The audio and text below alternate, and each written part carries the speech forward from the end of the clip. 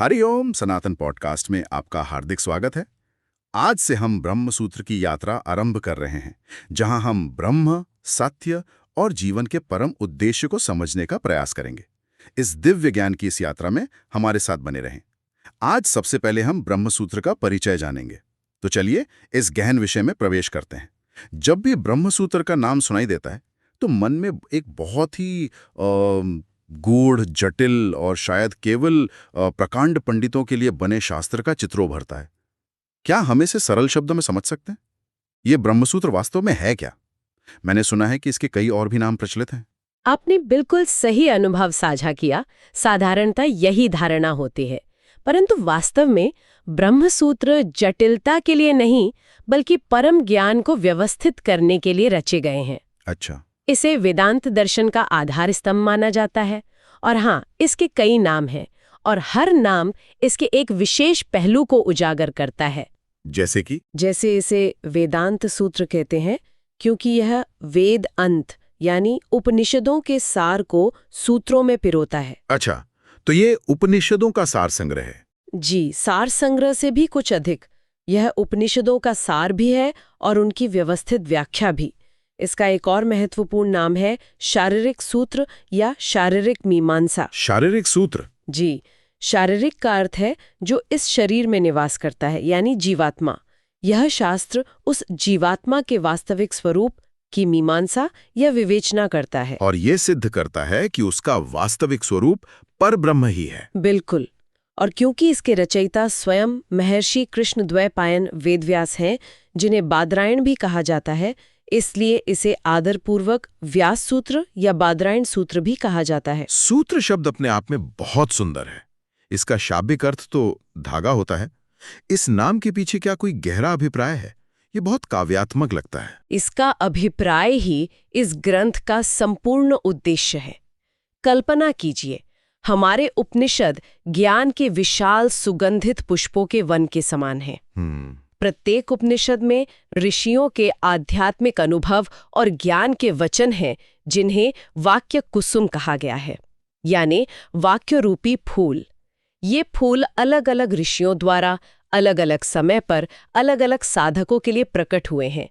अब यदि कोई उस वन में जाए तो वो फूलों की सुंदरता से अभिभूत तो होगा, पर शायद एक सुसंगठित माला नहीं बना पाएगा। हाँ, वो भ्रमित हो सकता है कि कौन सा पुष्प कहाँ लगाना है। बिल्कुल। महर्षि व्यास ने वही कार्य किया।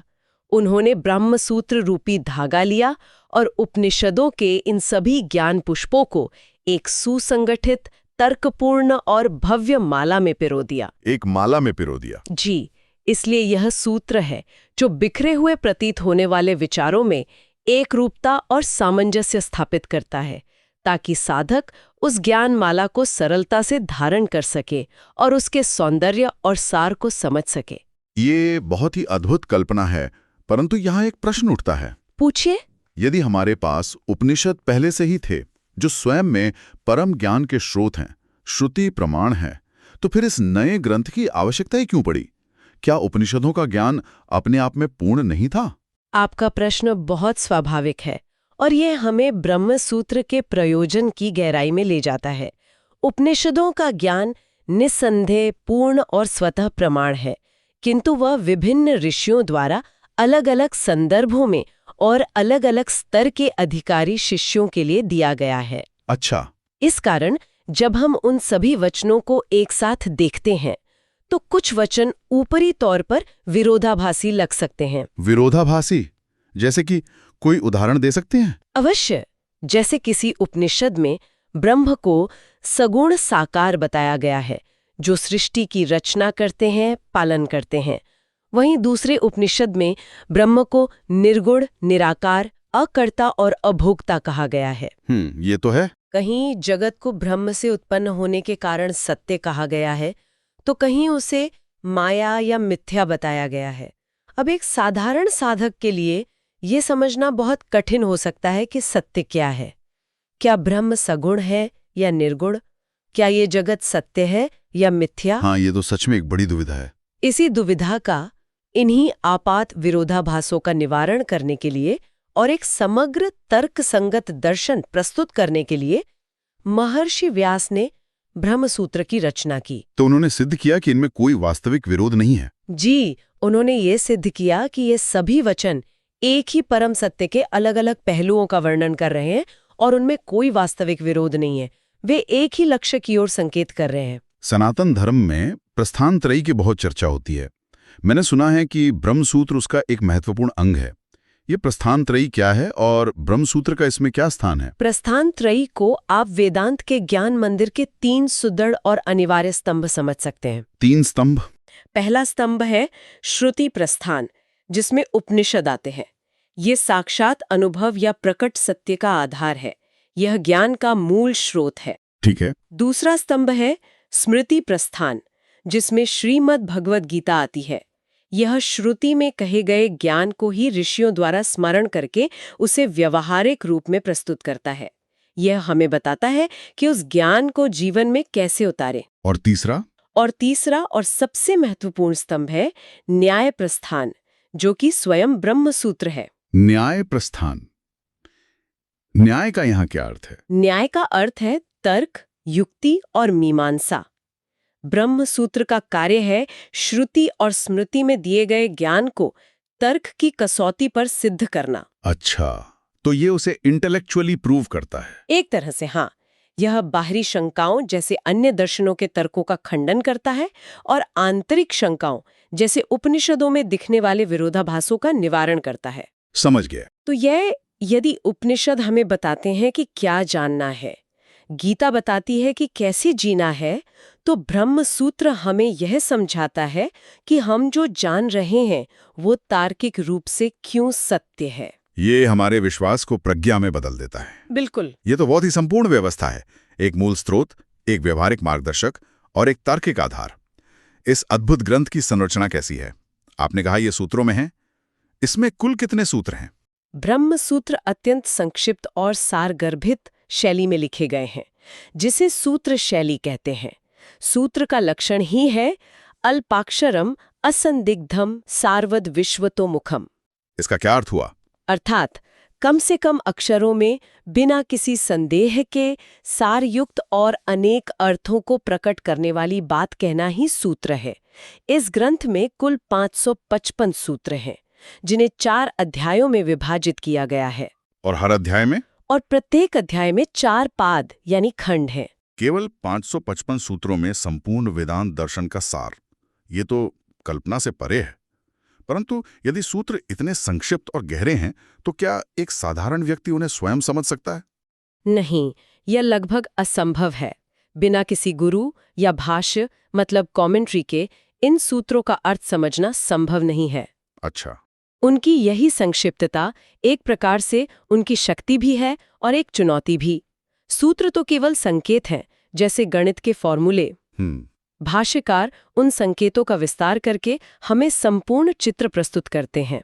इसी कारण वेदांत की महान भाष्य परंपरा का उदय हुआ। अच्छा, तो यहीं से अद्वैत, विशिष्टाद्वैत और द्वैत जैसे विभिन्न दार्शनिक संप्रदायों का जन्म हुआ, क्योंकि अलग अलग आचार्यों ने उन सूत्रों की अपने अनुभव और तर्क के अनुसार अलग अलग व्याख्या की। आपने एकदम सही समझा। सूत्र वही रहे, पर उन पर लिखे गए भाष्यों से अलग अलग दर्शन स्थापित हुए। इनमें सबसे प्राचीन और प्रमाणिक भाष्य जगतगुरु आदि शंकराचार्य का शारीरिक भाष्य है, जिसने अद्वैत वेदांत की स्थापना की। अद्वैत वेदांत जी। उनके अनुसार ब्रह्मैव सत्यम, जगन मिथ्या, जीवो ब्रह्मेव नापरा, अर्थात ब्रह्म ही एकमात्र परम सत्य है। ये जगत उस ब्रह्म का विवर्त यानी आभासी प्रकटीकरण मात्र है और जीव वस्तुतः ब्रह्म से भिन्न नहीं है। वो रस्सी में सर्प के भ्रम वाला उदाहरण? जी, वही प्रसिद्ध उदाहरण। और अन्य आचार्य? इसके बाद लगभग 12वीं शताब्दी में आचार्य रामानुज ने अपना श्री भाष्य लिखा और विशिष्टाद्वैत मत की स्थापना की। विशिष्टाद्वैत।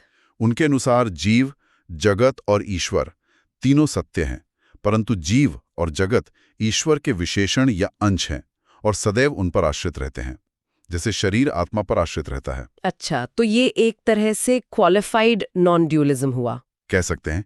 फिर 13वीं शताब्दी में आचार्य मध्व ने द्वैत मत की स्थापना की, जिसमें उन्होंने अपने भाष्य द्वारा ये सिद्ध किया कि जीव और ब्रह्म सर्वदा भिन्न और पृथक सत्ताएं हैं। पूरी तरह से भिन्न। जी, और भक्ति के द्वारा जीव ईश्वर की कृपा प्राप्त करता है। इस प्रकार एक ही ब्रह्म सूत्र ने इतने गहन चिंतन को जन्म दिया। ये तो अद्भुत है कि एक ही ग्रंथ इतने दृष्टिकोणों का स्रोत बन सकता है। आपने 4 अध्यायों का उल्लेख किया था। क्या ये अध्याय किसी विशेष क्रम का पालन करते हैं? ये ज्ञान की यात्रा साधक को कहां से कहां तक ले जाती है? ये यात्रा बहुत ही वैज्ञानिक और मनोवैज्ञानिक रूप से चरणबद्ध है। ये केवल दार्शनिक चर्चा नहीं, बल्कि मोक्ष तक का एक स्पष्ट मार्ग है, एक पूरा रोड मैप है। अच्छा, प्रथम अध्याय का नाम है समन्वय अध्याय। समन्वय? जी, इसका उद्देश्य है समन्वय स्थापित करना। ये अध्याय ये सिद्ध करता है कि सभी उपनिषदों के वचन, चाहे वे कितने भी भिन्न क्यों न लगें, अंततः एक ही परम तत्व यानी ब्रह्म की ओर संकेत करते हैं, और वो ब्रह्म ही इस जगत का अभिन्न निमित्तोपादान कारण है।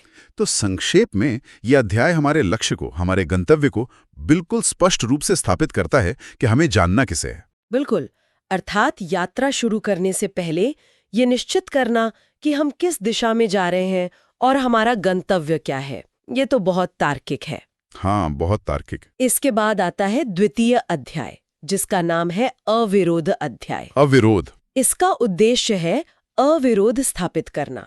एक बार जब लक्ष्य स्थापित हो गया तो मार्ग में आने वाली बाधाओं और शंकाओं का निवारण आवश्यक है। यह अध्याय 2 प्रकार के विरोधों को दूर करता है। पहले, ये सांख्य, योग, वैशेषिक, बौद्ध, जैन आदि अन्य दर्शनों की युक्तियों का तार्किक रूप से खंडन करता है, जो वेदांत के विरुद्ध हैं। अच्छा, तो दूसरे फिलोसफीज के आर्ग्यूमेंट्स को एड्रेस करता है। जी, और दूसरे, ये वेदांत के सिद्धांतों में ही उत्पन्न होने वाली आंतरिक शंकाओं का समाधान करता है।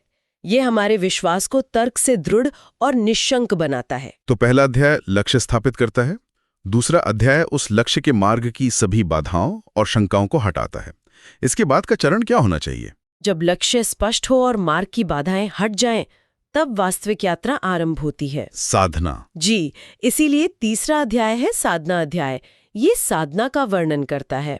इसमें ब्रह्म विद्या की प्राप्ति के लिए आवश्यक सभी आध्यात्मिक अभ्यासों, विभिन्न प्रकार की उपासनाओं, ध्यान की विधियों और वैराग्य आदि साधनों का विस्तार से वर्णन है। तो ये हमें बताता है कि उस परम तत्व का अनुभव या साक्षात्कार कैसे किया जाए। बिल्कुल सही। और अंतिम अध्याय, जब साधना पूरी हो जाए, जब साधक गंतव्य पर पहुंच जाए, तब आता है चतुर्थ अध्याय, फल अध्याय। फल अध्याय? यह यात्रा के फल की विवेचना करता है। ये बताता है कि ब्रह्म ज्ञान की प्राप्ति के पश्चात साधक को किस फल की प्राप्ति होती है। मोक्ष का वास्तविक स्वरूप क्या है? जी, मोक्ष का स्वरूप क्या है, जीवन मुक्ति और विदेह मुक्ति में क्या भेद है, देह त्याग के पश्चात ज्ञानी की गति क्या होती है, वो अर्चिरादि मार्ग से ब्रह्मलोक जाता है या यही ब्रह्म में विलीन हो जाता है। इन सभी प्रश्नों का उत्तर फल अध्याय में है।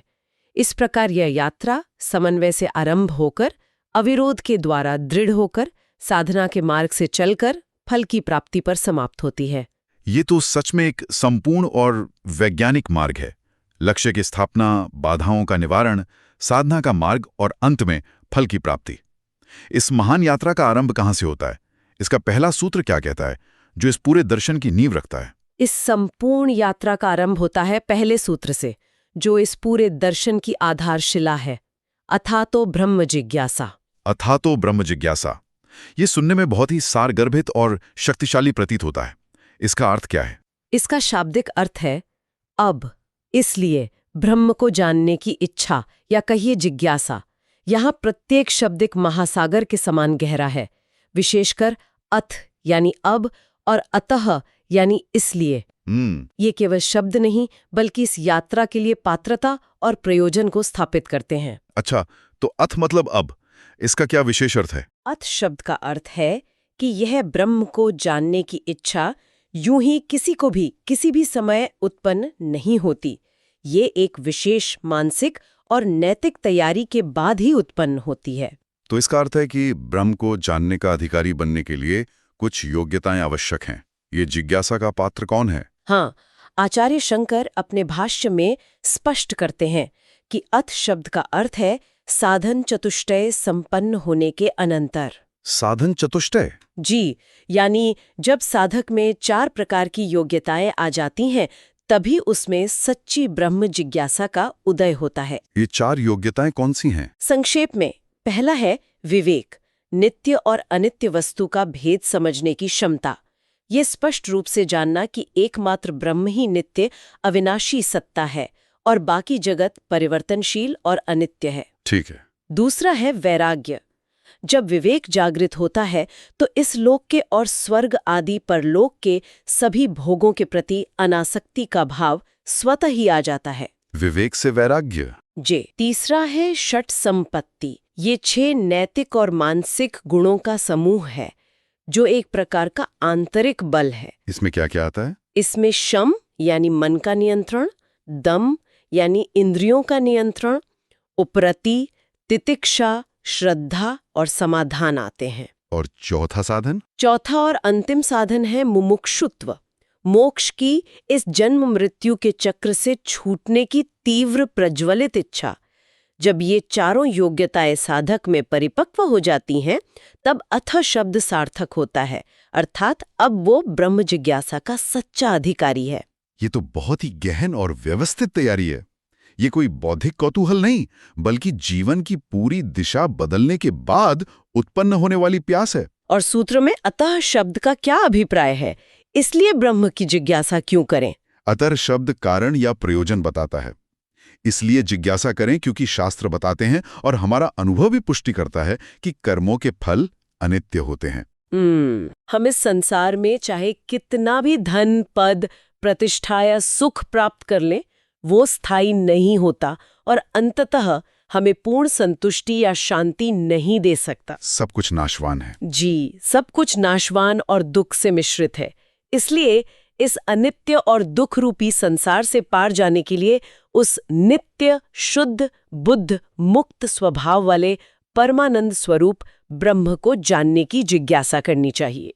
वही एकमात्र स्थायी आश्रय है। तो ये पहला सूत्र ही साधक की योग्यता, जिज्ञासा का विषय और उस जिज्ञासा का प्रयोजन तीनों को स्थापित कर देता है। बिल्कुल। आज की चर्चा से ब्रह्मसूत्र की एक इतनी स्पष्ट और भव्य रूपरेखा मन में बन गई है। ये स्पष्ट हुआ कि ये केवल एक जटिल दार्शनिक ग्रंथ नहीं, बल्कि उपनिषदों के ज्ञान सागर को एक माला में पिरोने वाला धागा है। ये साधक को समन्वय, अविरोध, साधना और फल की एक संपूर्ण यात्रा पर ले जाता है, जो तर्क और अनुभव दोनों को साथ लेकर चलती है। ये तो ज्ञान के इस महासागर में हमारा पहला प्रवेश मात्र है। बिल्कुल। और अंत में एक विचारणीय बात यह है कि महर्षि व्यास का पहला सूत्र ब्रह्म को जानो ऐसा आदेश नहीं देता। अच्छा। बल्कि ब्रह्म को जानने की जिज्ञासा करो ऐसा कहता है। हाँ। ये जिज्ञासा शब्द बहुत महत्वपूर्ण है। यह हमें आध्यात्मिक खोज के प्रकृति के बारे में बताता है। ये यात्रा पहले से माने हुए उत्तरों को रटने की नहीं, बल्कि सही प्रश्न पूछने की, अपने भीतर उस परम सत्य को जानने की एक ईमानदार और गहन प्यास को जगाने की कला है। तो जिज्ञासा ही ज्ञान का द्वार है। जी, और ब्रह्मसूत्र हमें उस द्वार तक ले जाकर खड़ा कर देता है। हम अपनी चर्चा को आगे बढ़ाते हैं। कहते हैं कि ये सूत्र इतने संक्षिप्त हैं कि वो एक कोड या किसी रहस्यमयी पहेली की तरह लगते हैं। बिल्कुल। और हमारा आज का उद्देश्य है कि हम इसके पहले ही सूत्र के कोड को, उस पहेली को सुलझाने का प्रयास करें। कहते हैं कि इस एक छोटी सी पंक्ति में ही पूरी आध्यात्मिक यात्रा का नक्शा छिपा है। आपने बिल्कुल सही कहा। ये ग्रंथ तो सच में सागर को गागर में भरने जैसा है। हाँ। और इसका पहला ही सूत्र अथा तो ब्रह्म जिज्ञासा जी, पूरे वेदांत दर्शन का आप कह सकती हैं प्रवेश द्वार है। प्रवेश द्वार। हाँ, ये सिर्फ एक वाक्य नहीं है, ये एक तरह का आह्वान है, एक दिशा निर्देश है। इसका सीधा साधा अर्थ तो यही है, अब इसलिए ब्रह्म को जानने की इच्छा। जी। पर इसका हर शब्द, हर एक शब्द अपने आप में एक पूरा शास्त्र समेटे हुए है। तो चलिए इसी रहस्य को परत दर परत खोलते हैं। मुझे सबसे पहले ये 2 शब्द बहुत आकर्षित करते हैं, अथ और अतः, यानी अब और इसलिए। किसी भी जिज्ञासा से पहले ये 2 शर्तें क्यों रखी गईं? ऐसा लगता है मानो ये कहा जा रहा हो कि इस यात्रा पर निकलने से पहले आपको एक खास जगह पर खड़ा होना होगा। ये अथ यानी एक अब का क्षण, ये कौन सा क्षण है? आपका सवाल ही इसकी गहराई को दिखाता है। देखिए, अथ शब्द का अर्थ सिर्फ अब नहीं है, इसका गहरा मतलब है एक विशेष तैयारी के बाद अब। अच्छा, तैयारी के बाद? हाँ, इससे ये पता चलता है कि ब्रह्म को जानने की इच्छा कोई कोई अचानक आया हुआ विचार नहीं है जो किसी को भी कभी भी आ जाए। ये तो एक ऐसी फसल है जो बहुत तैयारी के बाद ही उगती है। ये उस साधक के लिए है जिसने खुद को इस परम ज्ञान को ग्रहण करने के योग्य बना लिया है। ये तो बहुत ही रोचक बात है। मतलब जैसे किसी बहुत कीमती बीज को बोने से पहले जमीन को तैयार करना पड़ता है। हाँ, उसे जोतना, उसमें से खरपतवार निकालना, पानी देना। वैसे ही ब्रह्म ज्ञान के इस बीज के लिए पहले मन और बुद्धि की जमीन को तैयार करना होगा। एकदम सही। तो फिर ये तैयारी क्या है? शास्त्रों ने इस योग्यता का क्या स्वरूप बताया है जिसके बाद ये जिज्ञासा सिर्फ एक बौद्धिक कौतूहल न रहकर एक सच्ची सार्थक खोज बन जाती है? शास्त्र इसके लिए एक पूरा मनोवैज्ञानिक प्रशिक्षण, एक पूरी रूपरेखा देते हैं जिसे साधन चतुष्टय कहा गया है। साधन चतुष्टय? हाँ, यानी 4 साधनों का समूह। ये कोई साधारण लिस्ट नहीं है, ये असल में मनुष्य के पूरे व्यक्तित्व को बदलने की एक प्रक्रिया है। तो ये 4 साधन कौन से हैं? और क्या आज के जीवन में भी ये उतने ही प्रासंगिक हैं? बिल्कुल है। इसका पहला और दूसरा साधन तो एक साथ ही चलते हैं। पहला है नित्यानित्य वस्तु विवेक। नित्यानित्य वस्तु विवेक? इसका मतलब है जो नित्य है यानी हमेशा रहने वाला, शाश्वत, और जो अनित्य है यानी क्षणभंगुर, उसके बीच साफ साफ भेद करने की क्षमता। रुकिए, ये तो सुनने में बहुत गहरा लगता है ही मतलब ये हुआ कि हम अपने हर अनुभव को, हर वस्तु को इस कसौटी पर कसें कि क्या ये हमेशा रहेगा या ये बदल जाएगा। आज की इस भागदौड़ भरी दुनिया में जहां हम हर पल नई चीजों के पीछे भाग रहे हैं, ये तो अपने आप में एक बहुत बड़ी साधना है। बिल्कुल। और जब ये विवेक मजबूत होने लगता है, जब साधक को अनुभव से और शास्त्रों के मनन से ये दिखने लगता है कि संसार की हर वस्तु, हर रिश्ता, हर उपलब्धि, यहाँ तक कि हमारा अपना शरीर भी, सब कुछ परिवर्तनशील और नाशवान है, तब उसे एक ही नित्य तत्व का आभास होता है, भ्रम। और इसी विवेक का जो स्वाभाविक परिणाम है वो है दूसरा साधन, वैराग्य। इहा मूत्रार्थ फल भोग विराग। अच्छा। जब आपको ये पता चल जाए कि हर पार्टी एक दिन खत्म होनी ही है, तो आप नाच का आनंद तो लेते हैं, पर इस धोखे में नहीं रहते कि ये संगीत हमेशा बजता रहेगा। वाह, बहुत ही सुंदर उपमा है। तो ये वैराग्य संसार से घृणा करना नहीं है? नहीं, बिल्कुल नहीं। बल्कि उसकी क्षण भंगुरता को समझकर उसमें आसक्त ना होना है। यानी सांसारिक सुखों को और यहाँ तक कि पुण्य कर्मों से मिलने वाले स्वर्ग के सुखों को भी एक अंतिम लक्ष्य नहीं मानना। यथार्थ, क्योंकि कर्म से पैदा हुई कोई भी चीज सीमित ही होगी, वो शाश्वत नहीं हो सकती। सही बात है। इसके बाद आता है तीसरा साधन, जो साधक के चरित्र को घड़ता है, समाधि षटक संपत्ति। ये 6 आंतरिक संपदाओं को अर्जित करना है। 6 संपदाएं? इन्हें एक एक करके समझने के बजाय क्या हम इन्हें एक संपूर्ण इनर मैनेजमेंट का सिस्टम कह सकते हैं? बहुत अच्छा कहा आपने। ये एक पूरा इनर मैनेजमेंट का ही सिस्टम है। देखिए, इसमें सबसे पहले शम और दम की जोड़ी है। शम और दम? शम है मन का निग्रह, यानी अपने विचारों और भावनाओं के बहाव को कंट्रोल करना, और दम है इंद्रियों का संयम। अच्छा। यानी बाहर की दुनिया जो हमें अपनी ओर खींचती है, उस खिंचाव से खुद को बचाना। ये दोनों आज की भाषा में इमोशनल रेगुलेशन और इम्पल्स कंट्रोल ही तो है। हाँ, बिल्कुल। यानी एक अपने अंदर की दुनिया को संभाल रहा है और दूसरा बाहरी दुनिया के साथ अपने व्यवहार को। इसके बिना तो कोई भी बड़ा लक्ष्य साधना नामुमकिन है, चाहे वो आध्यात्मिक हो या सांसारिक। अवश्य। फिर आती है उपरति और तितिक्षा की जोड़ी। उपरति का अर्थ है जब मन और इंद्रियां शांत हो जाएं तो अपने स्वरूप में सहजता से टिक जाना। ये गहरी मानसिक शांति है। और तितिक्षा है सहनशीलता। सहनशीलता। हाँ, जीवन के जो द्वंद्व हैं, जैसे सुख दुख, मान अपमान, सर्दी गर्मी, इनको बिना विचलित हुए सहने की शक्ति, ये एक तरह की मानसिक दृढ़ता है। किसी ट्रैफिक जैम में बिना गुस्सा हुए धैर्य रख पाना भी तितिक्षा का एक छोटा सा रूप ही है। और अंतिम 2 संपदाएं? मुझे लगता है कि नियंत्रण और दृढ़ता के बाद अब दिशा और विश्वास की बात होनी चाहिए। आपने एकदम सही पकड़ा। अंतिम जोड़ी है श्रद्धा और समाधान। श्रद्धा और समाधान? श्रद्धा का अर्थ है गुरु और वेदांत के वाक्यों में एक गहरा विश्वास। ये अंधविश्वास नहीं है, ये एक भरोसा है कि हाँ, ये मार्ग मुझे मेरे लक्ष्य तक ले जाएगा। और समाधान है चित्त की एकाग्रता, जब मन सारे भटकावों को छोड़कर एक लक्ष्य पर पूरी तरह केंद्रित हो जाए। ये तो अद्भुत है। ये साधन चतुष्ट है तो एक पूरा पर्सनालिटी डेवलपमेंट प्रोग्राम लगता है ही। लेकिन अब यहाँ एक प्रश्न उठता है। चौथा और अंतिम साधन है मुमुक्षुत्व, यानी मोक्ष की तीव्र इच्छा। ये एक विरोधाभास जैसा नहीं लगता कि आपको उत्तर की तीव्र इच्छा होनी चाहिए तभी आपको प्रश्न पूछने की इजाजत मिलेगी? ये बहुत ही मार्मिक प्रश्न है, पर ये विरोधाभास नहीं है, ये प्रक्रिया की स्वाभाविकता है। कैसे? देखिए, जब कोई व्यक्ति इन पहले 3 साधनों से गुजरता है, जब वो नित्य अनित्य को समझता है, क्षण भंगुर सुखों से ऊपर उठता है और अपने मन इंद्रियों पर संयम साध लेता है, तो उसे संसार की सीमाओं का साफ साफ ज्ञान हो जाता है। उसे ये दिखने लगता है कि इस जन्म मृत्यु के चक्र में स्थायी शांति है ही नहीं। इसी बोध से एक स्वाभाविक और बहुत तेज प्यास जन्म लेती है इन सब सीमाओं से परे जाने की, मुक्त होने की। यही मुमुक्षुत्व है। अच्छा। जैसे पानी में डूबे व्यक्ति को किसी और चीज की नहीं, सिर्फ सांस की इच्छा होती है। जब साधक इस अवस्था में पहुंचता है तब अथ शब्द सार्थक होता है। अब वो तैयार है। ये स्पष्ट हुआ। तो जब साधक इस मानसिक और चारित्रिक योग्यता को पा लेता है तब सूत्र का अगला शब्द आता है अतः, यानी इसलिए। ये इसलिए किस तर्क की ओर इशारा कर रहा है? इस तैयारी के बाद ब्रह्म की ही जिज्ञासा क्यों करें? अतः शब्द कारण बताता है। ये एक निष्कर्ष है, क्योंकि कर्म चाहे वे कितने भी महान क्यों ना हो, जैसे यज्ञ, दान, तप, हाँ, कुछ भी हो, उनका फल अनित्य और सीमित ही होता है।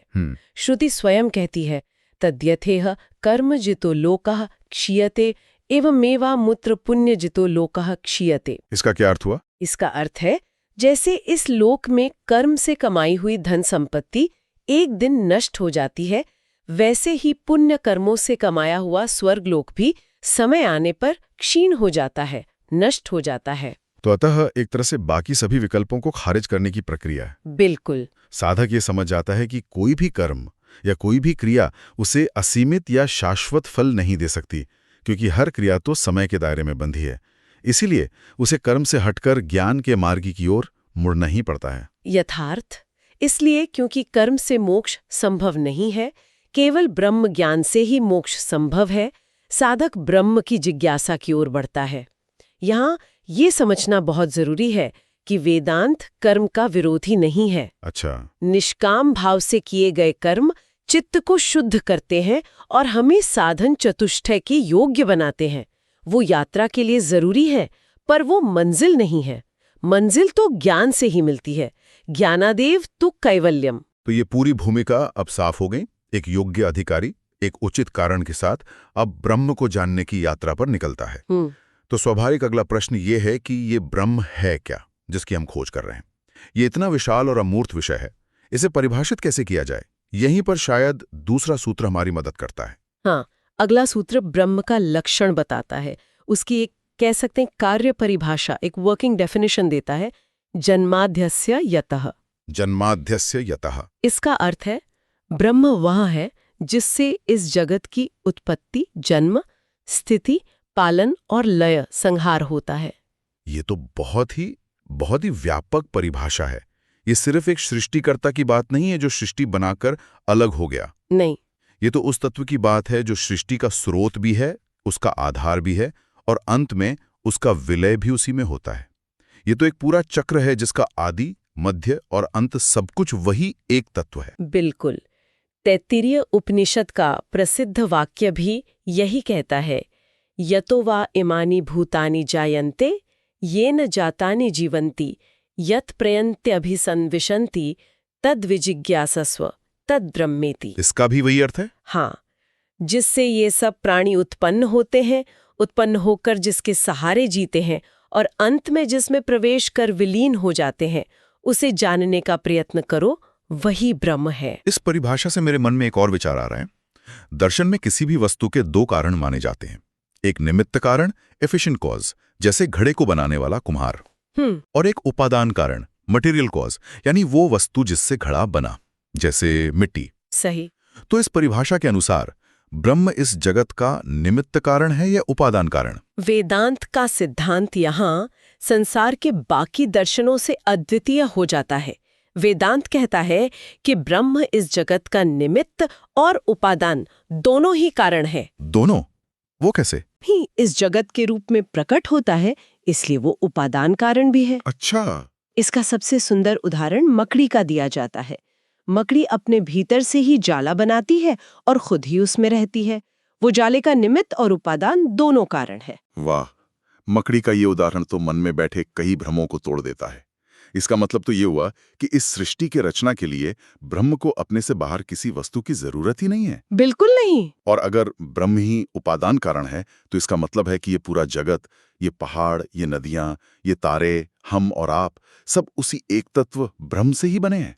हम उस ईश्वर से अलग नहीं, बल्कि उसी की अभिव्यक्ति हैं। आपने रहस्य के केंद्र को छू लिया है। यही वेदांत का अद्वैत सिद्धांत है।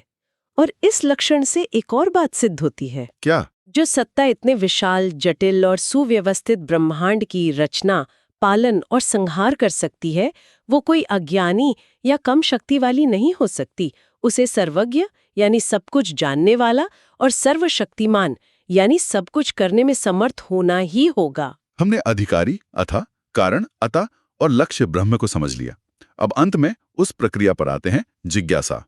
ये शब्द भी सिर्फ बौद्धिक उत्सुकता से कहीं ज्यादा गहरा लगता है। इस जिज्ञासा का असली स्वरूप क्या है? ये जिज्ञासा सिर्फ लाइब्रेरी में बैठकर किया जाने वाला शोध नहीं है। ये एक गंभीर आध्यात्मिक साधना है जिसका लक्ष्य ब्रह्म का साक्षात्कार करना है, उसे अनुभव करना है। इसके 3 चरण बताए गए हैं: श्रवण, मनन और निधिध्यासन। श्रवण, मनन, निधिध्यासन। कृपया इन्हें थोड़ा और साफ करें। श्रवण का अर्थ है योग्य गुरु के मुख से वेदांत के महावाक्यों जैसे तत्वमसि, तुम वही हो, या अहम ब्रह्मास्मि, मैं ब्रह्म हूँ, इनको सुनना और इनके तात्पर्य को समझना। ये सिर्फ कानों से सुनना नहीं है, बल्कि पूरे ध्यान से ग्रहण करना है। और फिर मनन, ये तो शायद तर्क और चिंतन की प्रक्रिया होगी। बिल्कुल। मनन दूसरा चरण है। सुने हुए सत्य पर युक्ति चिंतन करना, तर्क के द्वारा उसे अपने अंदर स्थापित करना, ताकि उस विषय में जितनी भी शंकाएं और उल्टे विचार मन में हों, उनका समाधान हो सके। यह ज्ञान को बौद्धिक स्तर पर मजबूत करता है। अंधे विश्वास की जगह समझे हुए विश्वास को स्थापित करता है। एकदम सही। और अंतिम चरण, निधिध्यासन। ये शब्द ध्यान जैसा लगता है। ये ध्यान की ही एक बहुत गहन अवस्था है। जब श्रवण और मनन से सारे शक शुबे दूर हो जाते हैं, तब उसे एक अद्वितीय सत्य पर, मैं ही ब्रह्म हूँ, इस विचार पर अपने चित्त को लगातार एक तेल की धारा की तरह टिकाए रखना ही निधिध्यासन है। ये उस ज्ञान को बौद्धिक समझ से आगे ले जाकर अनुभव में बदलने की प्रक्रिया है। ये जानने और होने के बीच के अंतर को मिटा देता है। और इस पूरी प्रक्रिया का, इस अथक जिज्ञासा का अंतिम फल क्या है? इसका फल है अनुभव या साक्षात्कार। पर यहाँ एक बहुत महत्वपूर्ण बात समझनी है। ये किसी नई अप्राप्त वस्तु को पाना नहीं है। अच्छा। ब्रह्म तो हमारा नित्य प्राप्त स्वरूप ही है, हम वही हैं। ये तो बस अपने भूले हुए स्वरूप को फिर से पहचान लेना है। जैसे कोई राजकुमार अपना परिचय भूलकर खुद को भिखारी समझे और दर दर भटके, और फिर किसी के याद दिलाने पर उसे याद आ जाए कि अरे, मैं तो राजकुमार हूँ। उसी तरह ये जिज्ञासा अज्ञान के उस पर्दे को हटा देती है जिसके कारण जीव खुद को सीमित, दुखी और नश्वर मान बैठा है, और उसे ये अनुभव होता है कि मैं स्वयं ही वह नित्य, शुद्ध, बुद्ध, मुक्त स्वभाव ब्रह्म हूँ। यही मोक्ष है। हमारी आज की चर्चा हमें बहुत ही गहरे प्रश्न पर लाकर छोड़ती है। यदि ब्रह्म ही इस संपूर्ण जगत का निमित्त और उपादान कारण है, और यदि वेदांत का अंतिम सत्य ये है कि आत्मा ही ब्रह्म है, तो इसका क्या अर्थ हुआ कि मैं इस संपूर्ण ब्रह्मांड का कारण हूं, इस विराट ब्रह्मांडीय सत्य का और एक सीमित व्यक्ति होने के हमारे रोजमर्रा के अनुभव का, इसका सामंजस्य कैसे बिठाया जाए? ये एक ऐसा प्रश्न है जिस पर हम सभी को मनन करना चाहिए। हम अपनी चर्चा को आगे बढ़ाते हैं। एक ऐसा प्रश्न जो हजारों सालों से हर विचारक, हर साधक के मन में उठता रहा है। ये जो पूरा ब्रह्मांड है, ये जो सृष्टि हमारे चारों ओर फैली हुई है, इसका मूल कारण क्या है? हम जो कुछ भी देखते हैं, ये सूरज, चांद, तारे, ये धरती, और इस पर हम सब, इन सब के पीछे की असल शक्ति क्या है? क्या ये बस एक अंधी जड़ शक्ति है जो अपने आप कुछ नियमों से चल रही है जैसे कोई मशीन, या फिर इसके पीछे कोई चेतन, कोई जागरूक, कोई सर्वज्ञ सत्ता है जिसके एक संकल्प से ये सब कुछ बना है? ये सवाल सिर्फ एक बौद्धिक पहेली नहीं है, ये तो हमारे अपने अस्तित्व के दिल से जुड़ा हुआ सवाल है। और इसी का सबसे गहरा विश्लेषण हमें वेदांत दर्शन में मिलता है, खासकर ब्रह्मसूत्रों में। अच्छा। ब्रह्मसूत्र कोई नई बात नहीं कहते, वो तो बस उपनिषदों में जो ज्ञान के मोती बिखरे पड़े हैं उन्हें एक तर्क की माला में पिरोकर हमारे सामने रख देते हैं। तो आज हमारी बातचीत का मकसद भी यही है। हम ये समझने की कोशिश करेंगे कि हमारे शास्त्र, हमारे वेद उपनिषद खुद इस बारे में क्या कहते हैं, और ये देखेंगे कि कैसे शास्त्र, तर्क और हमारे अपने अनुभव के आधार पर ये साबित करते हैं कि इस जगत का कारण कोई जड़ चीज जैसे सांख्य दर्शन का प्रधान वो नहीं हो सकता। बिल्कुल, बल्कि इसका कारण तो एक चेतन सत्ता ही है जिसे ब्रह्म कहा गया है। तो चलिए इसी गुत्थी को सुलझाना शुरू करते हैं। शास्त्रों में, खासकर उपनिषदों में, जब भी सृष्टि की रचना की बात आती है तो एक शब्द बार बार आता है, ईक्षण। जैसे छांदोग्य उपनिषद में कहा है कि शुरुआत में उस सत ने ईक्षण किया, मतलब सोचा, संकल्प किया, एको अहम बहुश्याम, मैं एक हूं अनेक हो जाऊं। अब ये सोचना, ये संकल्प करना, ये तो किसी चेतन प्राणी का ही काम हो सकता है ना? जी बिल्कुल। कोई पत्थर या कोई मशीन तो नहीं सोच सकती। तो क्या यह अपने आप में ही सबसे बड़ा इशारा नहीं है कि इस सृष्टि का रचयिता कोई चेतन ही होगा? बिल्कुल, आपने चर्चा का सबसे मजबूत धागा पकड़ लिया है। ब्रह्मसूत्रों का ये पहला और सबसे शक्तिशाली तर्क है, जिसे ईक्षरतेर नाशब्दम सूत्र में बताया गया है। ईक्षण का सीधा साधा मतलब है देखना, विचार करना, इरादा करना। ये क्रिया बिना चेतना के हो ही नहीं सकती। अब देखिए, जो सांख्य दर्शन है वो मानता है कि दुनिया का कारण प्रधान है। एक मिनट, इससे पहले कि हम आगे बढ़ें, क्या आप सरल शब्दों में बता सकते हैं कि ये प्रधान क्या है, ताकि सभी श्रोता इस तर्क को ठीक से समझ सकें? बहुत अच्छा प्रश्न है। देखिए, सांख्य दर्शन के अनुसार प्रधान प्रकृति का मूल रूप है। वो उसे त्रिगुणात्मक सत, रजस, तमस और जड़ यानी अचेतन मानते हैं। अचेतन? जी, अचेतन।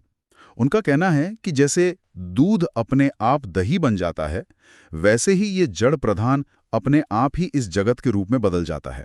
इसके लिए किसी चेतन रचयिता की जरूरत नहीं है। मतलब एक स्वचालित प्रक्रिया? हाँ, एक तरह से, पूरी तरह से एक स्वचालित यांत्रिक प्रक्रिया। अच्छा, तो एक तरफ वेदारम वे जो कहता है कि एक चेतन सत्ता ने सोच विचार कर सृष्टि रची, और दूसरी तरफ सांख्य है जो कहता है कि एक जड़ पदार्थ खुद ब खुद दुनिया में बदल गया। अब समझ आया कि ये ईक्षण या सोचना इतना महत्वपूर्ण क्यों है। जी हाँ, क्योंकि ये सोचना जड़ प्रधान में संभव ही नहीं है। इसीलिए सूत्र कहता है कि जगत का कारण वो नहीं हो सकता जो अशब्दम है, यानी जिसके पक्ष में शब्द प्रमाण मतलब श्रुति का प्रमाण न हो। और श्रुति तो साफ साफ ईक्षण की बात कर रही है। ये तो किसी चेतन सत्ता की ही ओर इशारा है। बात तो बहुत दमदार लगती है, पर मेरे मन में एक सवाल आ रहा है। कई बार हम भी तो ऐसी भाषा का इस्तेमाल करते हैं। जैसे जैसे हम कहते हैं आज मौसम बिगड़ने की सोच रहा है, या नदी का किनारा अब टूटने ही वाला है। यहाँ ना तो मौसम सोच रहा है ना ही किनारा। ये तो बस कहने का एक तरीका है, एक क्या कहते हैं, अलंकार, एक गौण प्रयोग। हाँ, एक अलंकार है। तो क्या ऐसा नहीं हो सकता कि उपनिषदों में ईक्षण शब्द का प्रयोग भी बस एक काव्य की तरह, एक अलंकार की तरह किया गया हो? ये शंका स्वाभाविक है और बहुत महत्वपूर्ण भी। दर्शन की यही खूबसूरती है कि वो हर पहलू पर विचार करता है। देखिए, किसी भी शब्द का मुख्य अर्थ हम तभी छोड़ते हैं जब वो किसी भी तरह से संभव न हो। ठीक है। यहाँ एक सर्वज्ञ और चेतन सृष्टिकर्ता की कल्पना करना क्या असंभव है? बिल्कुल नहीं। बल्कि ये तो ज्यादा तर्कसंगत लगता है कि इतनी जटिल और व्यवस्थित सृष्टि के पीछे कोई बुद्धि हो। पर इससे भी बड़ा सबूत उपनिषद खुद आगे देते हैं। वो सिर्फ ये नहीं कहते कि किसी ने ईक्षण किया, वो ये भी बताते हैं कि वो ईक्षण करने वाला कौन है। अच्छा। शास्त्र उसी सत्ता को आगे जाकर आत्मा शब्द से पुकारता है। आत्मा? जी, आत्मा। अब आप ही सोचिए, आत्मा क्या है? आत्मा तो चेतना का ही दूसरा नाम है। क्या किसी जड़ चीज को, किसी मशीन को आत्मा कहा जा सकता है? नहीं, कभी नहीं। ये तो ऐसी बात हो गई जैसे कोई कहे अंधेरा प्रकाश या चौकोर गोला। ये अपने आप में ही एक विरोधाभासी बात है। जड़ वस्तु का आत्मा होना संभव ही नहीं है। वाह, ये तो बहुत गहरा बिंदु है। मतलब बात सिर्फ सोचने की क्रिया पर नहीं रुकी, बल्कि सोचने वाले की पहचान भी आत्मा के रूप में बता दी गई। बिल्कुल। और जहां तक मैं समझती हूँ, शास्त्र इस कारण को सिर्फ आत्मा ही नहीं, बल्कि हमारे जीवन के परम लक्ष्य यानी मोक्ष से भी जोड़ता है। ये इस तर्क को और कैसे मजबूत करता है? अब आप इस दर्शन के हृदय में प्रवेश कर रही हैं। यही इस पूरी विचार यात्रा का सबसे सुंदर मोड़ है। ब्रह्मसूत्र का अगला सूत्र गौणश्येनात्म शब्दात इसी बात को साफ करता है कि ईक्षण को अलंकारिक नहीं माना जा सकता, क्योंकि आगे आत्म शब्द का प्रयोग है। उपनिषद में सृष्टि की रचना बताने के बाद वही परम सत्ता कहती है, अब मैं इस जीवात्मा के रूप में प्रवेश करके नाम और रूप को प्रकट करूंगा। आप इस वाक्य की गहराई देखिए। जगत का जो मूल कारण है वो कह रहा है कि ये जो जीव है, ये जो मैं का अनुभव करने वाला है, वो मेरा ही स्वरूप है। अद्भुत। एक अद्भुत घोषणा है। एक चेतन जीव का असली स्वरूप कोई जड़ प्रधान कैसे हो सकता है? उसका स्वरूप तो परम चेतन ब्रह्म ही हो सकता है। ये सुनकर सच में रोमांच हो रहा है। तो इसका मतलब ये सिर्फ ब्रह्मांड के बनने की कहानी नहीं है, ये तो सीधे सीधे हमसे, हमारी अपनी पहचान और हमारी मुक्ति से जुड़ी हुई है। बिल्कुल। अब इसी विचार को अगले सूत्र तन्निष्ठस्य मोक्षोपदेशात् से जोड़कर देखिए। जी। शास्त्र केवल ये नहीं बताता कि जगत का कारण क्या है, वो ये भी बताता है कि उस कारण को जानने का फल क्या मिलेगा, और फल है मोक्ष। मोक्ष? हाँ, उपनिषद कहते हैं कि जो उस परम कारण में स्थित हो जाता है उसे मोक्ष मिल जाता है। छांदोग्य उपनिषद में पिता आरुणि अपने पुत्र श्वेतकेतु को बार बार एक ही महावाक्य का उपदेश देते हैं, तत् त्वम असि। तुम वही हो। हे श्वेतकेतु, तुम वही हो, तुम वही सत्स्वरूप चेतन ब्रह्म हो। अब एक पल के लिए कल्पना कीजिए कि अगर वो तत् यानी वही जड़ प्रधान होता तो इस उपदेश का क्या अर्थ होता? तब तो इसका अर्थ होता कि तुम जड़ हो। बिल्कुल, इसका अर्थ होता, हे चेतन श्वेतकेतु, तुम जड़ हो। क्या ये जानकर किसी को मुक्ति मिल सकती है? ये तो सबसे बड़ा बंधन होगा। कोई भी समझदार इंसान ये अनुभव करके कैसे मुक्त हो सकता है कि मैं तो एक जड़ पदार्थ हूँ? सही बात है। मुक्ति तो अपनी चेतन आनंदमयी प्रकृति को जानने से मिलती है, उसे खोने से नहीं। ये तो अद्भुत तर्क है। मतलब शास्त्र में उस परम कारण से अपनी एकता का अनुभव करने को कह रहा है, उससे एक हो जाने को कह रहा है, उसे छोड़ने या उससे अलग होने को नहीं। आपने एकदम सार पकड़ लिया। यही अगले सूत्र हेयत्व वचनाच्च का रहस्य है। हेयत्व मतलब? हेत्व का अर्थ होता है त्यागने योग्य होना। अगर जगत का कारण कोई जड़ चीज होती जो हमसे अलग होती, तो शास्त्र क्या उपदेश देता? वो कहता कि तुम चेतन हो, दृष्टा हो, और वो प्रधान जड़ है, दृश्य है, इसलिए उसे त्याज्य समझो, उससे खुद को अलग जानो। अच्छा, जैसे सांख्य योग में कहते हैं। बिल्कुल, सांख्य योग का उपदेश कुछ ऐसा ही है, पर वेदांत का उपदेश ठीक इसके उल्टा है। वो कहता है तत्त्वम असि, तुम वही हो। यहां अभेद को, एकता को जानने का उपदेश है, भेद का नहीं। इससे ये साफ सिद्ध होता है कि वो कारण भी हमारी ही तरह चेतन है, बल्कि सच तो यह है कि वो हमारा ही असली स्वरूप है। हमने इसे तर्क से समझा, आत्मा के स्वरूप से और मोक्ष के लक्ष्य से भी समझा। ये सब तो शास्त्रों की और ज्ञान की गहरी बातें हैं। क्या हमारे रोजमर्रा के जीवन में, हमारे अपने अनुभव में भी इसका कोई संकेत या सबूत मिलता है? अवश्य मिलता है। हमारा हर दिन का अनुभव भी इसी सच्चाई की गवाही देता है। वेदांत में गहरी नींद यानी सुषुप्ति की अवस्था को बहुत महत्व दिया गया है। गहरी नींद? जी, ये एक ऐसा दरवाजा है जो हमें हमारे मूल स्वरूप के बहुत करीब ले जाता है। ब्रह्मसूत्र का अगला सूत्र स्वाप्ययात इसी अनुभव पर आधारित है। अप्यय का अर्थ है विलीन हो जाना। विलीन हो जाना? हाँ, शास्त्र कहता है कि जब हम गहरी नींद में होते हैं तो हमारा मन, हमारी बुद्धि, हमारा अहंकार सब शांत हो जाते हैं और हम अपने मूल कारण सत में विलीन हो जाते हैं। सता सौम्य तदा संपन्नो भवति। हे प्रिय, उस समय वो सत से संपन्न हो जाता है, वो अपने स्वरूप को प्राप्त हो जाता है। अब इस पर विचार कीजिए। एक चेतन जीव, एक चेतन आत्मा किसमें विलीन हो सकती है? वो अपने जैसे चेतन स्रोत में ही तो विलीन हो सकती है, जैसे एक लहर वापस अपने महासागर में विलीन हो जाती है। सही बात है। क्या एक सोने का कण मिट्टी में विलीन हो सकता है? नहीं, चेतन का लय चेतन में ही होता है, जड़ में नहीं। ये अनुभव भी यही सिद्ध करता है कि हमारा जो मूल स्रोत है वो चेतन ही है। ये तो बहुत ही सहज और अनुभव पर आधारित बात है। ऐसा लग रहा है कि ये एक ही विचार है जिसे बार बार अलग अलग तरीकों से, अलग अलग उदाहरणों से समझाया जा रहा है। जी बिल्कुल। क्या ये जो चेतन कारण की धारणा है, ये सभी मुख्य उपनिषदों में एक जैसी ही है, या फिर ये किसी एक दो जगह पर ही मिलती है? ये भी एक बहुत मजबूत तर्क है। जैसे अगले सूत्र गति सामान्यात में पिरोया गया है। गति का मतलब है तात्पर्य या इशारा, और सामान्य का मतलब है एक जैसा होना। अच्छा, गति सामान्य। हाँ, इस सूत्र का भाव यह है कि आप किसी भी वेदांत ग्रंथ, किसी भी मुख्य उपनिषद को उठाकर देख लीजिए, उन सब का इशारा एक ही समान विषय की ओर है, और वो विषय है सर्वज्ञ चेतन ब्रह्म। जैसे मुंडकोपनिषद में उदाहरण दिया है कि जैसे मकड़ी अपने अंदर से ही जाला बनाती है और फिर उसे अपने अंदर ही समेट लेती है, वैसे ही वो अविनाशी ब्रह्म अपने अंदर से इस जगत को बनाता है और फिर अपने में ही समेट लेता है। ये तो एक चेतन कर्ता का ही उदाहरण है। बिल्कुल। तैत्तिरीय उपनिषद कहता है तस्माद् व एतस्माद् आत्मना आकाशः सम्भूतः, उसी आत्मा से आकाश उत्पन्न हुआ। बृहदारण्यक उपनिषद कहता है कि वो ब्रह्म ही इस पूरी दुनिया का नियंत्रक है। हर जगह यही बात है। ये एक रूपता, ये गति सामान्य इस बात का पक्का सबूत है कि चेतन कारण का सिद्धांत ही वेदांत का केंद्रीय और सर्वसम्मत सिद्धांत है। ये कोई इत्तेफाक नहीं है। तो अब तक हमने जो समझा है उसका सार ये है।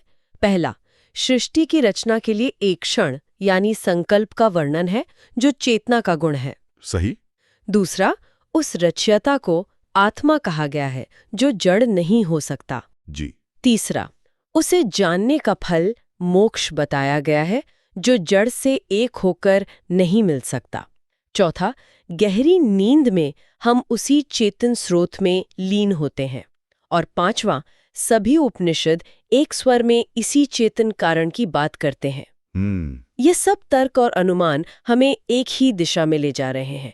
पर क्या कोई ऐसा वचन भी है जहां श्रुति बिना किसी अनुमान के एकदम सीधे सीधे साफ शब्दों में ये घोषणा करती है? हाँ बिल्कुल।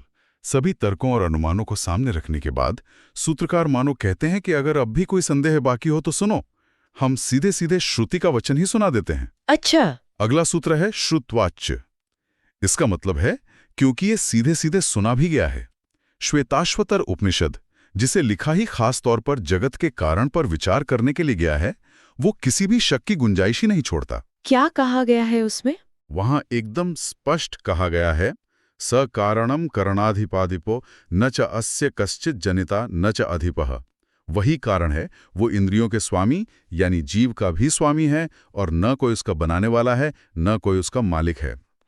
अब ये वर्णन किसका हो सकता है? ये तो एक सर्वज्ञ सर्वशक्तिमान चेतन परमेश्वर का ही हो सकता है, किसी जड़, अचेतन और परतंत्र प्रधान का नहीं।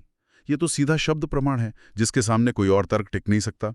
तो आज की इस पूरी चर्चा का अगर हम सार निकालें तो ये नतीजा निकलता है जिसे झुठलाया नहीं जा सकता। जी। हमारे शास्त्र अनेक तर्कों से, आत्मा और मोक्ष जैसे दृष्टांतों से, गहरी नींद जैसे अनुभवों से और अंत में सीधी घोषणाओं के माध्यम से ये स्थापित करते हैं कि इस ब्रह्मांड का कारण कोई अंधी यांत्रिक या जड़ शक्ति नहीं है, बल्कि इसका कारण एक सर्वज्ञ सर्वशक्तिमान चेतन ब्रह्म है, जिसने अपने एक संकल्प से इस सारी सृष्टि को रचा है। निस्संदेह हमने एक छोटे से शब्द ईश्वरण से अपनी यात्रा शुरू की थी और देखा कि कैसे वो हमें आत्मा के स्वरूप, मोक्ष के लक्ष्य, सुषुप्ति के अनुभव और सारे वेदांत की एकमत शिक्षा तक ले गया। बिल्कुल। ये एक बहुत ही सुसंगत और गहरा दर्शन है जो इस सृष्टि के मूल में जड़ता को नहीं बल्कि चेतना को स्थापित करता है, कि हमें बताता है कि यह ब्रह्मांड कोई हादसा नहीं है बल्कि एक चैतन्यपूर्ण संकल्प की अभिव्यक्ति है। आज की बातचीत ने ये तो स्थापित कर दिया कि जगत का कारण चेतन है। अब यहाँ से एक नया प्रश्न उठता है जिस पर हमारे श्रोता विचार कर सकते हैं। अगर ये ब्रह्मांड और हम सब जीव उसी एक चेतन ब्रह्म की अभिव्यक्ति हैं, तो फिर हमारे, इस जगत के और उस ब्रह्म के बीच असली रिश्ता क्या है? क्या हम उससे अलग हैं या उसके अंश हैं या उससे पूरी तरह एक हैं? इस रिश्ते को सही सही समझना हमारे जीवन को, हमारे कर्मों को और एक दूसरे के प्रति हमारे व्यवहार को कैसे बदल सकता है? यही प्रश्न अध्यात्म की अगली यात्रा का दरवाजा है। हम अपनी चर्चा को आगे बढ़ाते हैं। तो यहाँ एक बड़ा प्रश्न ये उठता है कि आखिर इस एक रहस्यमयी पुस्तक ने हिंदू दर्शन की सबसे बड़ी और परस्पर भिन्न लगने वाली विचारधाराओं जैसे अद्वैत, विशिष्टाद्वैत और द्वैत को जन्म कैसे दिया? ये कैसे एक ही साथ इतने अलग अलग दर्शनों का स्रोत बन गया? आज हम इसी गुत्थी को सुलझाने का प्रयास करेंगे। ये प्रश्न ही इस ग्रंथ के मर्म को छूता है। देखिए, ब्रह्मसूत्र को समझने से पहले ये देखना होगा कि भारतीय दर्शन के विशाल आकाश में ये नक्षत्र स्थित कहाँ है। हमारी परंपरा में मुख्यतः षट दर्शन यानी 6 प्रमुख दार्शनिक प्रणालियों की बात होती है। इनमें गौतम ऋषि का न्याय, कणाद का वैशेषिक, कपिल मुनि का सांख्य, पतंजलि का योग, जैमिनी की मीमांसा और बादरायण का वेदांत दर्शन आता है। हाँ, और इन सभी दर्शनों को एक साथ याद रखना थोड़ा कठिन हो सकता है, पर मैंने सुना है कि इन्हें समझने के लिए अक्सर जोड़ों में देखा जाता है, जिससे इनकी प्रकृति एकदम स्पष्ट हो जाती है। बिल्कुल, इन्हें युग्मों में समझना ही सबसे उत्तम मार्ग है। जैसे एक जोड़ी है सांख्य और योग की। सांख्य ने पूरा सैद्धांतिक पक्ष रखा, एक प्रकार से सृष्टि का पूरा नक्शा बना दिया कि ये दुनिया किन तत्वों से बनी है, पुरुष क्या है, प्रकृति क्या है। तो योग ने उसका व्यवहारिक पक्ष दिया कि उस ज्ञान को साधना के मार्ग पर उतारकर कैवल्य तक कैसे पहुंचा जाए। अच्छा, तो एक थ्योरी है और दूसरा उसका प्रैक्टिकल। बिल्कुल सही कहा आपने। एक सिद्धांत है तो दूसरा उसका अभ्यास। ये बहुत सुंदर उदाहरण है। सिद्धांत और साधना दोनों एक दूसरे के पूरक हैं। ठीक इसी तरह दूसरी महत्वपूर्ण जोड़ी है मीमांसा और वेदांत की, जो पूरी तरह वेदों पर ही आधारित हैं। यहाँ जैमिनी ऋषि का मीमांसा दर्शन, जिसे पूर्व मीमांसा भी कहते हैं, वो वेदों के कर्मकांड वाले भाग पर अपना ध्यान केंद्रित करता है। कर्मकांड यानी यज्ञ, अनुष्ठान, ये सब। जी, यज्ञ कैसे करें, किस मंत्र का क्या फल है, अनुष्ठान की विधि क्या है, ये सब मीमांसा का विषय है। और फिर आता है वेदांत, जिसे उत्तर मीमांसा भी कहते हैं, जो वेदों के ज्ञान कांड मतलब उपनिषदों पर आधारित है। इसका केंद्र है ज्ञान, ब्रह्म क्या है, आत्मा क्या है, मोक्ष क्या है। और हमारा आज का विषय ब्रह्मसूत्र इसी ज्ञान की परंपरा का शिखर ग्रंथ है। अच्छा, तो वेदांत दर्शन इन 6 प्रणालियों में से वो है जो ज्ञान पर केंद्रित है, लेकिन हर दर्शन का कोई आधार तो होता है, कुछ स्रोत ग्रंथ होते हैं। तो वेदांत दर्शन के वो कौन से ग्रंथ हैं जिन्हें अंतिम प्रमाण माना जाता है? वेदांत दर्शन 3 सुदृढ़ स्तंभों पर टिका है। इन्हें सम्मिलित रूप से प्रस्थानत्रय कहा जाता है। प्रस्थानत्रय? जी, प्रस्थानत्रय। प्रस्थान का अर्थ है यात्रा का आरंभ या मार्ग, और त्रय यानी 3। ये वो 3 ग्रंथ हैं जो हमें परम सत्य की यात्रा पर ले जाते हैं। प्रस्थानत्रय, यह अवधारणा ही अपने आप में बहुत गहन है। कृपया इन तीनों प्रस्थानों के बारे में विस्तार से बताइए। इनमें प्रथम है श्रुति प्रस्थान, जिसके अंतर्गत सारे उपनिषद आते हैं। श्रुति यानी जो परमात्मा से सीधे सुना गया। ये वेदों के अंतिम भाग हैं और ज्ञान का मूल स्रोत है। इन्हें स्वतः प्रमाण माना जाता है, मतलब इनकी प्रामाणिकता सिद्ध करने के लिए किसी और ग्रंथ की आवश्यकता नहीं है। ठीक है, तो ये पहला स्तंभ हुआ। जी, दूसरा स्तंभ है स्मृति प्रस्थान, जिसका प्रतिनिधित्व श्रीमद् भगवद गीता करती है। स्मृति यानी जो ऋषियों द्वारा स्मरण करके लिखा गया। गीता उपनिषदों के उसी गहन और दार्शनिक ज्ञान को एक सरल, व्यवहारिक और संवाद के रूप में प्रस्तुत करती है, ताकि एक साधारण मनुष्य भी उसे अपने जीवन में उतार सके। तो हमारे पास उपनिषद थे जो ज्ञान का मूल स्रोत हैं, और गीता थी जो उस ज्ञान का व्यावहारिक रूप है। फिर इस तीसरे ग्रंथ ब्रह्मसूत्र की आवश्यकता ही क्यों पड़ी? तर्क और न्याय की इसमें क्या भूमिका थी? ये बहुत ही महत्वपूर्ण प्रश्न है, और यहीं पर तीसरे स्तंभ न्याय प्रस्थान का महत्व समझ आता है, जो स्वयं ब्रह्मसूत्र है। देखिए, उपनिषद अनेक हैं और वे अलग अलग ऋषियों द्वारा अलग अलग काल में दिए गए ज्ञान का संग्रह हैं। जब कोई साधक उन्हें पढ़ता है तो कई बार ऐसा प्रतीत हो सकता है कि किसी एक उपनिषद की बात दूसरे उपनिषद की बात से मेल नहीं खा रही, या कहीं-कहीं विरोधाभास सा लगता है। हाँ, ये तो संभव है। बिल्कुल, यही ब्रह्मसूत्र की भूमिका आरंभ होती है। न्याय का अर्थ है तर्क। ब्रह्मसूत्र का कार्य उपनिषदों के इन सभी बिखरे हुए वाक्यों में एक तर्कपूर्ण समन्वय स्थापित करना है। ये एक मालाकार की भांति उन सभी उपनिषद रूपी पुष्पों को एक ही तर्क के धागे में पिरोकर एक सुसंगत दर्शन की सुंदर माला तैयार करता है। इसलिए इसे वेदांत का तर्क ग्रंथ कहते हैं। वाह, तो ये एक तरह से सुप्रीम कोर्ट जैसा हो गया, जो उपनिषदों के अलग अलग बयानों पर सुनवाई करके एक अंतिम निर्णय सुनाता है कि इसका वास्तविक और समन्वित अर्थ क्या है। एक भूमिका निभाता है। ब्रह्मसूत्र यह सिद्ध करता है कि सभी उपनिषदों का महातात्पर्य एक ही परम सत्य यानी पर ब्रह्म का निरूपण करना है। और इसके रचयिता? इसके रचयिता महर्षि बादरायण हैं, जिन्हें कई विद्वान वेदव्यास भी मानते हैं। और इस ग्रंथ को वेदांत सूत्र, शारीरिक मीमांसा और उत्तर मीमांसा जैसे कई नामों से जाना जाता है। और इसका उद्देश्य केवल समन्वय स्थापित करना ही था या कुछ और भी? इसका उद्देश्य दोहरा था। पहला, जैसा हमने चर्चा की, समन्वय यानी अपने घर को, अपने सिद्धांत को व्यवस्थित करना। और दूसरा, अविरोध यानी अपने घर की अन्य विचारधाराओं से रक्षा करना। अन्य विचारधाराओं से रक्षा? जी। उस समय सांख्य, वैशेषिक, बौद्ध और जैन दर्शनों का भी बहुत प्रभाव था। तो ब्रह्मसूत्र का एक बड़ा उद्देश्य इन दर्शनों के तर्कों का अकाट्य युक्तियों से खंडन करना था और यह स्थापित करना था कि वेदांत का सिद्धांत ही अंतिम और तर्कसंगत सत्य है। तो ये एक ही साथ रचनात्मक और रक्षात्मक दोनों ही प्रकार का ग्रंथ है। अब मैं इस ग्रंथ की सूत्र शैली के बारे में जानना चाहता हूँ। ये सूत्र आखिर होते क्या हैं? ये शब्द हम बहुत सुनते हैं, जैसे योग सूत्र या नारद भक्ति सूत्र। सूत्र प्राचीन भारत की एक अद्भुत लेखन शैली है। सूत्र का शाब्दिक अर्थ है धागा। जैसे धागा मणियों को जोड़ता है, वैसे ही सूत्र विचारों को जोड़ते हैं। ये अत्यंत संक्षिप्त, सारगर्भित और गागर में सागर भरने वाले वाक्य होते हैं। कम से कम शब्द और अधिक से अधिक अर्थ। लेकिन ये थोड़ा अजीब नहीं लगता? अगर ज्ञान इतना गहरा और महत्वपूर्ण था, तो उसे इतना संक्षिप्त और गूढ़ क्यों बनाया गया? क्या इसका अर्थ ये नहीं कि ये ज्ञान कुछ गिने चुने लोगों के लिए ही था, सामान्य लोगों के लिए नहीं? आपकी जिज्ञासा स्वाभाविक है। देखिए, उस समय ज्ञान के संरक्षण और हस्तांतरण की प्रणाली आज से बहुत भिन्न थी। ज्ञान मुख्यतः मौखिक था, गुरु शिष्य परंपरा में दिया जाता था। पुस्तकें आज की तरह सुलभ नहीं थीं, तो सूत्र एक प्रकार की स्मारक युक्ति, मतलब एक निमोनिक एड का काम करते थे।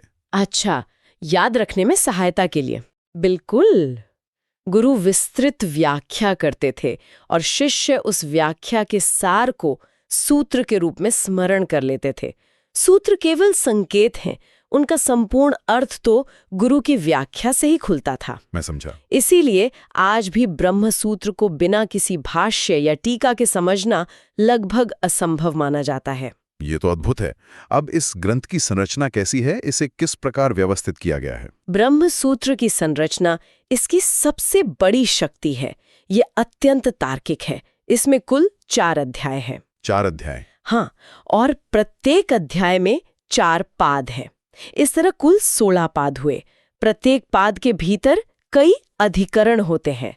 अधिकरण एक तरह की तार्किक इकाई है जो एक विशिष्ट विषय या प्रश्न पर केंद्रित होती है। और हर अधिकरण में सूत्र होते हैं? जी, प्रत्येक अधिकरण में 1 या 1 से अधिक सूत्र होते हैं और कुल मिलाकर इस ग्रंथ में 555 सूत्र हैं। 4 अध्याय। मुझे लगता है इनके विषयों में भी कोई गहरा तार्किक क्रम होगा। ऐसे ही तो नहीं बना दिए होंगे? बिल्कुल।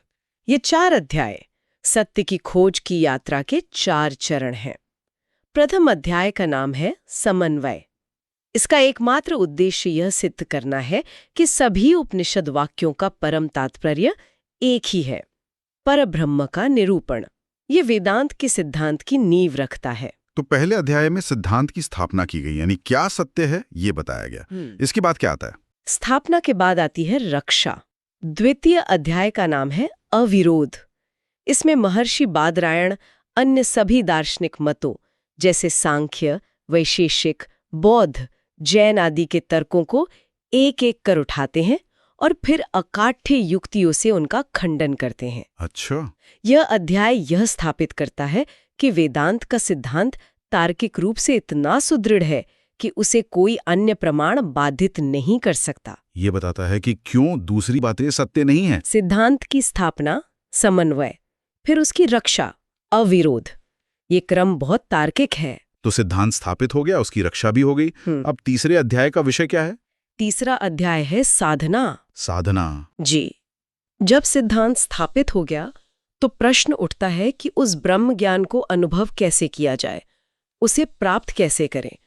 तो ये अध्याय ब्रह्म विद्या को प्राप्त करने के साधनों और आध्यात्मिक अभ्यासों पर केंद्रित है। इसमें ध्यान, उपासना, जीव का स्वरूप, मृत्यु के बाद उसकी गति, वैराग्य का महत्व, इन जैसे गहन विषयों की विस्तृत चर्चा है। तो ये बताता है कि उस सत्य तक कैसे पहुंचना है। एकदम सही। और जब साधना पूरी हो जाती है तो उसका परिणाम क्या होता है, निश्चय ही यह अंतिम अध्याय का विषय होगा। हाँ, बिल्कुल। अंतिम और चतुर्थ अध्याय का नाम है फल। यह उस साधना का परिणाम बताता है जो है मोक्ष। इसमें जीवन मुक्ति, मतलब जीवन में ही मुक्ति, और क्रम मुक्ति यानी क्रमिक मुक्ति जैसी अवस्थाओं का वर्णन है। यह बताता है कि ज्ञान प्राप्ति के बाद मुक्त आत्मा की अंतिम स्थिति क्या होती है, यानी उस सत्य तक पहुंचने पर क्या मिलेगा। बिल्कुल। वाह, समन्वय, अविरोध, साधना और फल, ये तो केवल अध्यायों का बंटवारा नहीं है, ये तो ज्ञान को स्थापित करने का एक पूरा ब्लूप्रिंट है। पहले बताओ क्या सच है, फिर बताओ कि क्यों दूसरी बातें सच नहीं हैं, फिर बताओ कैसे उस सच तक पहुंचना है, और आखिर में बताओ कि पहुंचने पर क्या मिलेगा। ये तो किसी भी आधुनिक शोध पद्धति जितना ही तार्किक और पूर्ण है। सत्य है, और यही तार्किकता इसके सबसे छोटे हिस्से अधिकरण में भी दिखती है। प्रत्येक अधिकरण में किसी विषय पर विचार करने की एक पंच आयामी संरचना है। ये तो और भी गहन प्रतीत होता है। ये पंच आयामी संरचना क्या है? प्रत्येक अधिकरण में 5 चरण होते हैं।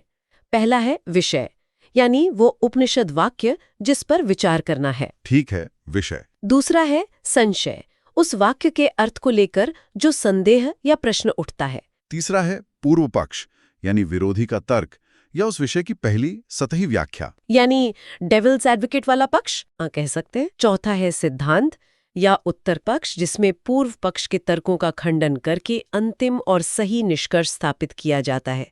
और पांचवा है संगति, यह स्पष्ट करना कि इस अधिकरण का पिछले अधिकरण और पूरे शास्त्र से क्या संबंध है, ताकि प्रवाह बना रहे। विषय, संशय, पूर्व पक्ष, सिद्धांत और संगति, ये तो किसी भी विषय पर वाद विवाद करने की एक अत्यंत सुव्यवस्थित और वैज्ञानिक विधि है। ये सुनिश्चित करती है कि हर पहलू पर विचार हो। लेकिन यहीं पर मेरा वो आरंभिक प्रश्न फिर से खड़ा हो जाता है। अगर ब्रह्मसूत्र का उद्देश्य उपनिषदों में समन्वय स्थापित करना था और उसकी पद्धति इतनी तार्किक थी, तो फिर खुद ब्रह्मसूत्र पर इतनी अलग अलग और परस्पर विरोधी लगने वाली व्याख्याएं कैसे हो गईं? शंकराचार्य का अद्वैत, रामानुजाचार्य का विशिष्टाद्वैत, मध्वाचार्य का द्वैत, ये तो बिल्कुल अलग अलग दर्शन है। क्या इसका अर्थ ये है कि बादरायण का ग्रंथ अपने उद्देश्य में सफल नहीं हुआ? ये इस चर्चा का सबसे रोचक बिंदु है। आपका प्रश्न बिल्कुल जायज है, पर इसका उत्तर हाँ या नहीं में नहीं है।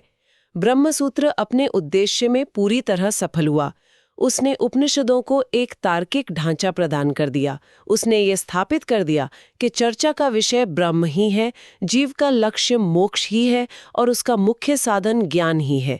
उसने वाद विवाद के नियम तय कर दिए, परंतु सूत्र इतने संक्षिप्त और सारगर्भित थे कि वो अंतिम सत्य का केवल संकेत करते थे, उसकी पूरी तस्वीर नहीं बनाते थे। तो आप ही कह रहे हैं कि ढांचा तो एक ही था, पर उस ढांचे के भीतर जो चित्र बनाया गया वो अलग अलग आचार्यों ने अपनी अनुभूति के अनुसार अलग अलग बनाया। बिल्कुल, आप इसे ऐसे समझें कि ब्रह्मसूत्र एक दर्पण की तरह है। जब महान आचार्य उस दर्पण के सामने अपनी अनुभूति लेकर खड़े हुए तो उन्हें उसी का प्रतिबिंब दिखा। जगत गुरु आदि शंकराचार्य को अपनी निर्गुण अनुभूति का प्रतिबिंब दिखा और उन्होंने अद्वैत वेदांत का भाष्य लिखा, जिसके अनुसार ब्रह्म ही एकमात्र सत्य है और जगत मिथ्या है। और फिर दूसरे आचार्य आए। जी, फिर श्री रामानुजाचार्य आए, जिनकी भक्ति प्रधान अनुभूति थी। उन्हें उसी दर्पण में सगुण ब्रह्म के दर्शन हुए और उन्होंने विशिष्टाद्वैत वेदांत का भाष्य लिखा, जिसके अनुसार जीव और जगत ब्रह्म के ही अंश हैं और सत्य हैं।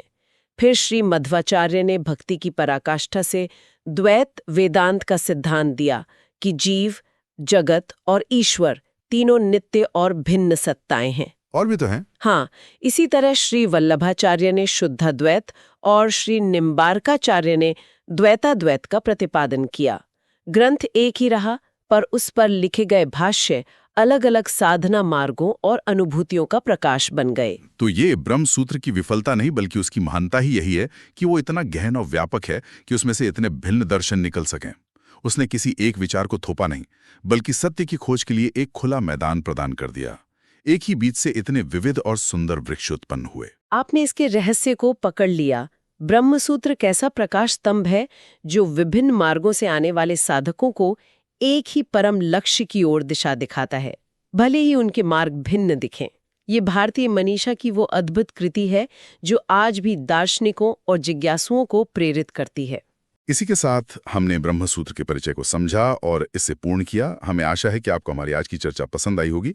सनातन धर्म से संबंधित ऐसी ही और चर्चाओं के लिए हमारे चैनल को अवश्य सदस्यता लें। धन्यवाद। जय श्री राम।